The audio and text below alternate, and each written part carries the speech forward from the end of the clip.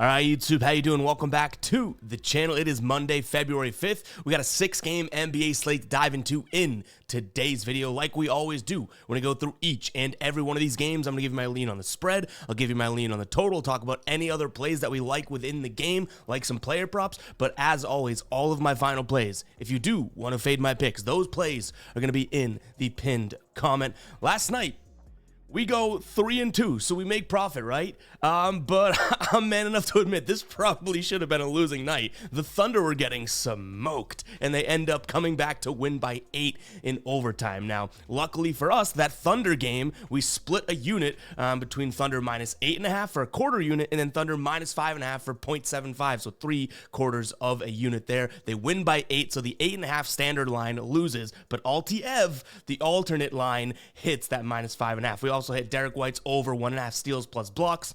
You guys gave me crap in the comments yesterday because I typed out stakes plus blocks. Derek White ate well last night. And then we had Miles Bridges under 39.5 PRA. Paul George, 15 points. That looks a lot closer to the 18.5 than it was. Like, he was just not involved. I think he shot like 3 of 10 from deep, 3 of 13 from the field, something like that. But yeah, nonetheless, 3-2 night. We'll take the profit, but we kind of got by the skin of our teeth there.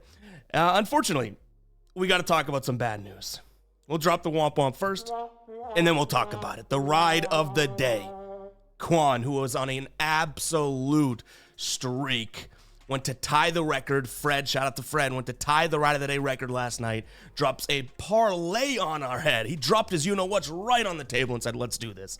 Unfortunately, Wendell Carter Jr. does not come to play. Yusuf Nurkic, one leg hits, but Wendell Carter Jr. does not. So Quan's ride of the day streak is over. I'm sure we'll try to get him back in the mix at some point in the future. But if you guys don't know what the ride of the day is, all you got to do is use hashtag ride of the day in the comments. And I'm picking one person's comment, jumping on board with you, giving you a shout out in the next video, win or loss, as well as a shout out over on my Twitter at EvGuyBoston. I post that in the pinned comment as well. And if you guys win, we continue to ride with your pick. So everyone's up for grabs today. Drop those ride of the days in the comments. And one last shout out to Quan for a great streak. We have like the MJ and LeBron of our ride of the days right now. The original MJ here, we had Fred, and now we have LeBron with Quan. But nonetheless, guys, go ahead and drop those ride of the days in the comments. And yeah, let's go ahead and jump into today's slate. Again, 6 games. We like some spots here. I'm not going to say it's my favorite spot. A couple games that are teams on back-to-backs, but nonetheless, let's go and jump into game number 1.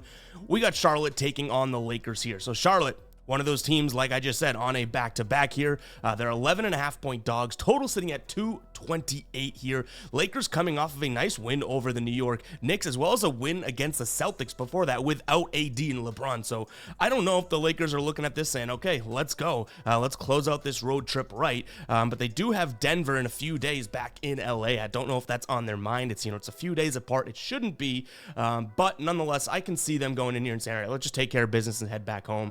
I'm going to lean Lakers. It's way too many points for it to be a final play. So spoiler alert, this isn't going to be a final play, but I cannot look at this Charlotte team and trust them. Much like I said yesterday, right? They're playing the Pacers and they're 11.5-point dogs. And I'm like, I don't love the Pacers laying the points or anything like that, but it's like, Charlotte, you can't trust as far as you can throw them. So, yeah, I lean the Lakers in this one. In terms of a total, I also don't mind the under. This is a Charlotte team, again, on a back-to-back. I don't really expect them to kind of go full throttle here in terms of being able to score the ball, 1, because of that back-to-back, and 2, because of what their offense has been doing as of late. Last 5 games here for Charlotte, it really hasn't been a great offensive story. Not that the whole season had been a great offensive story, but they're about, I want to say, yeah, they're about 11 points below league average in their last 5 when it comes to back-to-back games. Not having it in terms of offensive output. So I do think that this is a spot where the Lakers can take care of business, and the pace of play just kind of slows a little bit. I know the Lakers playing with crazy pace as of late, but they're not going to need to do that against a Charlotte team. So I'll lean towards the under as well. My 2 favorite plays in this game are probably going to be looking at the 3-point line here for D'Angelo Russell and Austin Reeves. I know you guys hate when I take 3-point make lines. I know it's a stigma that I stink at it, but nonetheless, I do like the data. It supports it here. But we have Austin Reeves over 1.5 threes made. You're paying a little bit of juice on FanDuel and DraftKings at -150, but but Caesars has this at minus 190, BetMGM minus 160. So there is a little bit of value there, but again, it's a pretty juiced play. If the juice ain't worth the squeeze in your mind, then yeah, go ahead and either leave it or fade it. And also D'Angelo Russell over 2.5 3-pointers made. Both of these guys lead the team over the last 10 games in above the break threes attempted, and they both shoot a decent percent from there. Austin Reeves last 10 games 43% above the break. D'Angelo Russell 48% above the break here, and above the break is, you know, the 3-point line goes like this and then it turns into the arc, so it's pretty much the arc part of the 3-point line if you weren't aware. And I just like the spot for the volume that they're going to get. So last time, which was just a few days after Christmas, D'Angelo Russell played against Charlotte. He had 4 threes made. Austin Reeves in that same game had 2 threes made. So, you know, they both did it last time against Charlotte as well. Probably like those two plays more than I do the spread or total in this game as well. But keep an eye on the pinned comment, like I always tell you guys, to make sure that we end up rolling with that if you do want to ride with it. Next up, we have Cleveland taking on the Kings. I think this is going to be a pretty good game. Right now, Cleveland sitting at 4.5 points in terms of being a favorite at home. Total sitting at 235. You're going to want to keep an eye on the injury report because I think Jared Allen's going to be a huge piece to this game in terms of if Cleveland can cover or not. He is listed as questionable here, and it's literally a questionable. There's no indication whether or not he's going to play or not going to play. So keep an eye on that. Assuming Allen does suit up and gets the go, I actually like Cleveland here at home. This Cleveland team playing really good basketball as of late. Has the strength of schedule been there? Yes and no. Okay, so they beat LA, which is the Clippers, which is a good win. They beat Milwaukee. They did lose to Milwaukee as well. But, you know, other games have been Memphis, San Antonio, Detroit. So I guess that there's been a little bit of, yes, we'll show you that we can do it. And also, obviously, we're supposed to beat these teams involved in what they're doing. But I just think they're playing really good basketball. And it's not to say the Kings have not. Like, the Kings have been playing very good basketball as well. But they head back home after this game. And this Kings team, you know, has been good on the road all season long.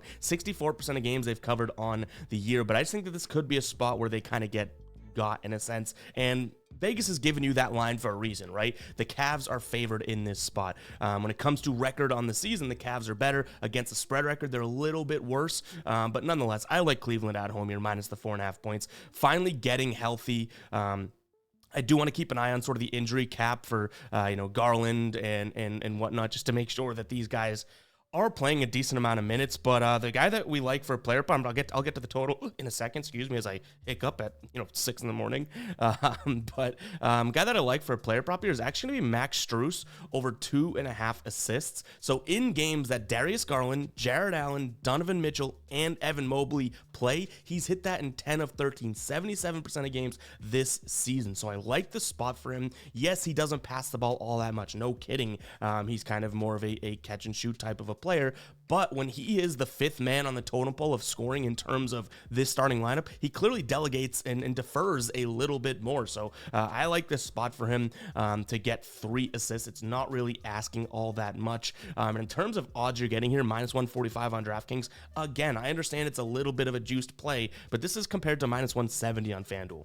That's some value there as well in terms of expected value. So Max Strus over 2.5 assists. I also don't mind Donovan Mitchell over 6.5 assists. The problem is, and he's hit it in 9 of his last 10 games. The problem is that's a hell of a lot of assists to ask for here when it comes to Mitchell. And in 4 of those 9 of his last 10, in 4 of those games that he's hit, he landed on 7. So right there. And also last 2 games against the Kings, 5 assists, 4 assists. So I don't necessarily love that line is so high, but he has been hitting it as of late. And now in terms of a total, this one's a little bit weird because you do have Cleveland, who their defense is kind of firing on all cylinders right now. But again, much like I'm looking at this spread and saying, okay, Cleveland's favored by 4.5. The books and Vegas are okay with that. They even opened at 5.5, so it's like they're confident in Cleveland. They got bought. People were buying those Kings plus 5.5 tickets, moved down to 4.5. But this total opened up at 231, and now it's up to 235. And obviously, the books are scared of giving those 231 tickets. So I'm going to lean towards the over. I wish we got it earlier because that's a decent amount of movement, right? That 4 points within, a few hours overnight. But yeah, I'll lean towards the over, kind of line reading this one. My initial gut, which is kind of why I was telling you about how good their defense is that, they've been playing good defense, but the pace of play has been good. Last 10 games, 11th ranked team in terms of pace. Sacramento at 14th, so that averages out to right around that 12 number in terms, 12.5 or so, 13, where these teams should average pace of play. So yeah, give me the over in this spot, I guess. All right, guys, if you've been can I speak? Supporting the brand for a while now, it's time to go ahead and pick up some Fade Me merch. We got a couple new designs that launched 2 days ago and then yesterday. Part of a collection that is kind of forming. That is still TBD in terms of a true collection launch. But right now we have the wall tag tee that just launched, available in 3 different colors. We also have it in hoodies here. But the scared money don't make money. I kind of talked about it in yesterday's video, right? Using that catchphrase. But we have a very cool design out right now too. And yeah. Well, more to come on the full collection of these, but a couple of these are live right now as teasers, guys. Head over to fademe.store and go ahead and pick up some merch. We got tons of new stuff over there as well. The Gambler collection off to a really hot start. Appreciate everyone supporting.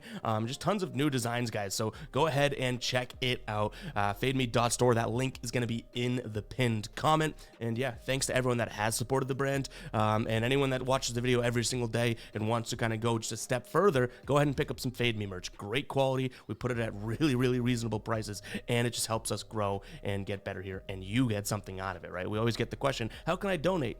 Screw the donations. I want you guys to get something tangible if you're going to give any money to any direction. But don't screw the donations if you do want to donate. But guys, go ahead and check out fademe.store. Let's go ahead and get back to the slate. And actually, guys, reminder, before we do get back to the games, I want to let you know that we're going live today, right around 4:30 p.m. Eastern time. We'll be building some prize pick slips and everything like that, so make sure to tune in. We're doing that every single Monday right now, and potentially more live streams moving forward, but right here on YouTube, we are going live, so make sure you guys tune in for that. Set the notification bell, put that on, all that good stuff, and hit that like and subscribe button. But going live here right around then today. Make sure to come tune in. Those have been super fun as of late. I think we had like over 600 concurrents in the building last time, which is just absolutely great basketball talk in there. So tune in, 4:30 p.m. Eastern time. All right, next up, we have the Sixers taking on the Mavs here. Sixers right now, underdogs at home, plus the 1.5 points. If you don't know, Joel Embiid is now out for an extended period of time considering surgery. I think he might even need surgery if I'm not mistaken, but nonetheless, out extended period of time no matter what, meaning he's probably not going to be eligible for any of the awards, including even playing in the All-Star game, which is unfortunate for him, but maybe he comes back for the playoffs and is healthy. We'll see. But we're talking about this game today, and they're 1.5 point dogs at home. The total sitting at 242.5.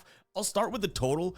I just can't really see this one getting up and over. The Sixers defense hasn't been there, so I think that's why this total is way up there. But this Mavs offense has been pretty damn inconsistent, and I think that the Mavs are going to be the team that kind of determine the pace here, because the Sixers, it's a huge blow to them learning that Joel Embiid, now maybe they had a feeling and they've been without him for a while now, but yeah, it's a little bit interesting to see that this line is as high as it is. So I'm going to lean towards the under. It may be sort of like the too easy of a play, and maybe we're looking at this completely wrong, so I don't know if this becomes a final play, but yeah, something about this game looks like an under. I also don't necessarily hate the Sixers still at home here, but it's going to be tough to get me to pull the trigger on that.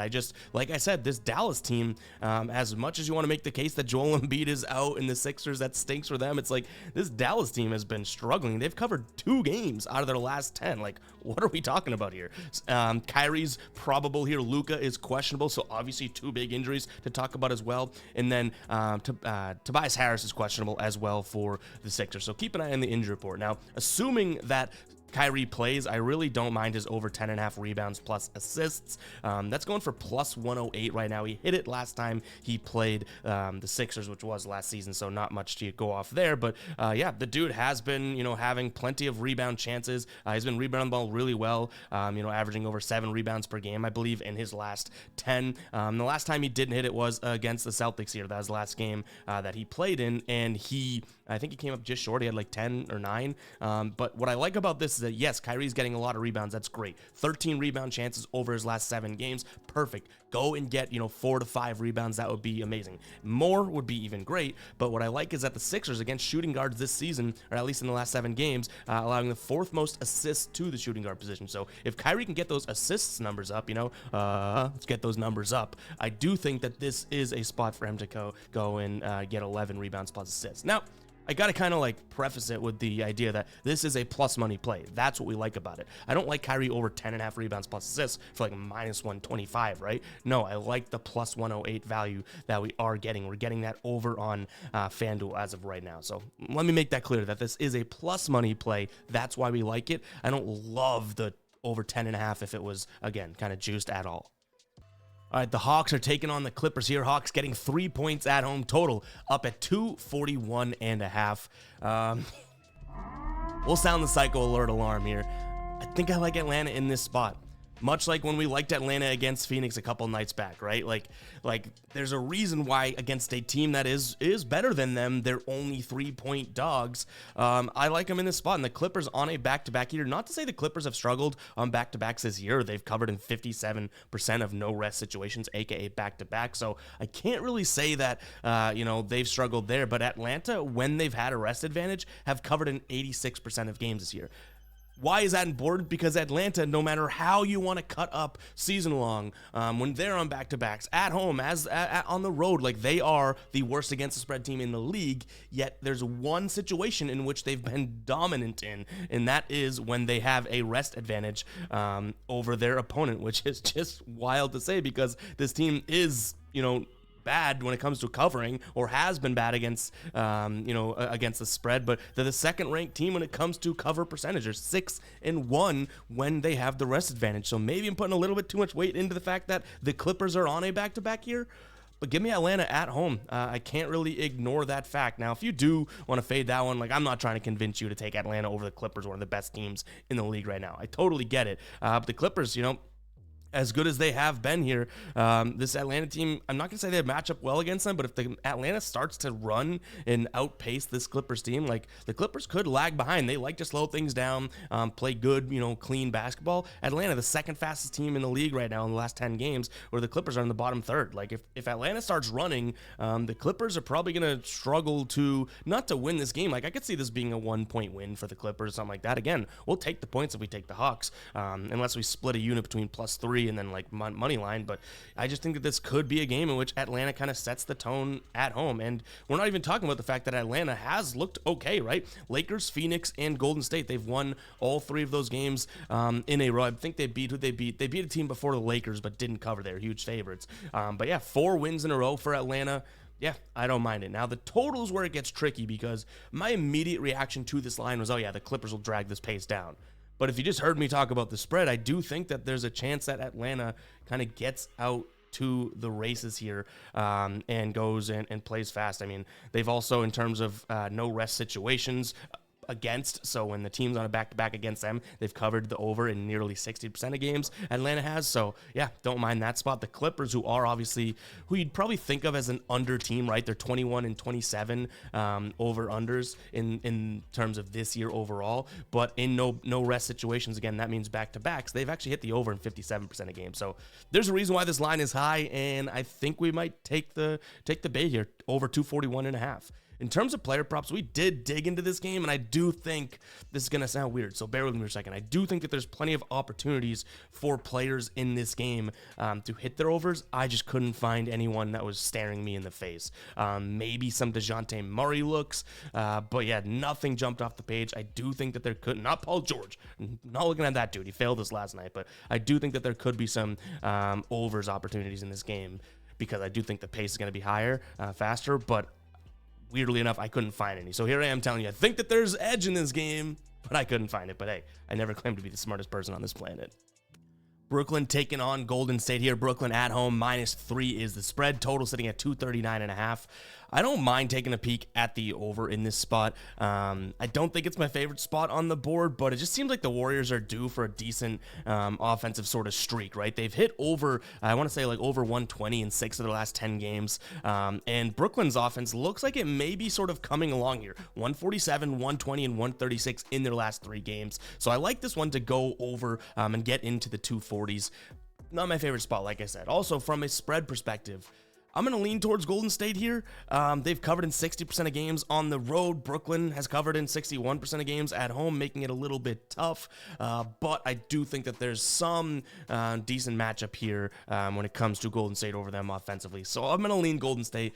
Again, It's not my favorite spot. If these spreads were reversed, so Golden State was -3 and Brooklyn was +3, I might lean Brooklyn. So it's that thin of a margin. A player prop play that I really do like in this spot, and I wish the line wasn't so high, so we might be buying a point down to get better, a better line and maybe some more manageable odds. But I like Cam Thomas's points today. Right now, in most books, it's sitting at 24.5. You can get it at 23.5 for decent odds over on DraftKings. So we might pull the trigger there, but maybe we just, go with the standard line here at -110 for over 24.5 points. He's hit it in 5 straight games. Last time he played Golden State, which was mid-December, had 41 points. So does that make them say, all right, we got to key in on this guy? Like, he's not doing that again. Sure, it could happen. But Cam Thomas, from where he likes to shoot, above the break threes, as well as mid-range jump shots. I think he's the second most frequent mid-range jump shooter when it comes to this Nets team. No, he's the first mid-range jump shooter, and above the break threes, I think he's in second over the last 10 games in terms of frequency, right? Decent percentages from there as well. Well, there's two gaping issues with this Golden State defense, covering the mid-range jumper as well as the above the break three. So Cam Thomas should fit like a glove into this. And for what it's worth, in the paint here, he also, that's another sort of struggle when they're kind of mid-range-ish in the paint, those jump shots. He's second there too as well. So yeah, I like his spot. It's almost like his favorite spots on the floor Golden State struggles against. And you look at the recent game, right? He dropped 41 against them. Makes sense why. My one concern in this spot is that he has dropped 41 against them, and they're going to be like, all right, we got to, key in on this guy. So keep an eye on the pinned comment. Cam Thomas definitely could be in there. He's hit it in 5 straight games. I like the spot from him, but I like to give you guys context. 5 straight hits for this, right? 3 of those 5 he's landed at 25 points, so right on the number there. But like I said, the spread kind of I'm going to lean Golden State taking the points. Don't mind the over, and then Cam Thomas's points. All right, last game of today's slate, and I hate to end on what I would consider maybe a dud from my perspective. I don't really love this game. I'm going to lean New Orleans. They've won 2 straight games, didn't cover against San Antonio, but, came back and won that game. The Toronto Raptors just aren't doing it for me right now, right? Like, yes, they covered against OKC last night, but they blew a lead in which they should absolutely have covered there. So I can't really trust them. They've covered just 37.5% of games, so 62.5% of games they haven't covered when on a back-to-back, and they went to overtime last night. So give me the Pelicans here minus the points. It's just too many points for it to be a final play. When it comes to a total, honestly, I like the under, but I have this slated and kind of just predicted at the late 220s, which this is 230.5 would put it right there, right? So again, not my favorite spot in this game, and no player props really jump off the screen to me. So unfortunately, nothing that I envision being a final play, let's roll with type of a spot in this game. But nonetheless, I do lean Pelicans. I do lean slightly towards the under. So keep an eye on the pinned comment. We've done crazier where we didn't like something. The more we look into it, we start to like it, and we put it in the final play. So don't want to totally mislead you. But guys, it's going to wrap for today's show. Hope you guys did enjoy. If you did, hit that like button, hit that subscribe button. If you made it all the way till the end, go ahead and comment 22. Let me know that you're part of the Fade Squad, not a damn guppy. Don't be a guppy, all right? Don't be a guppy. Comment 22 if you made it this far, and it lets me know that you're a real one. So catch you guys in the next one, all right? Peace out.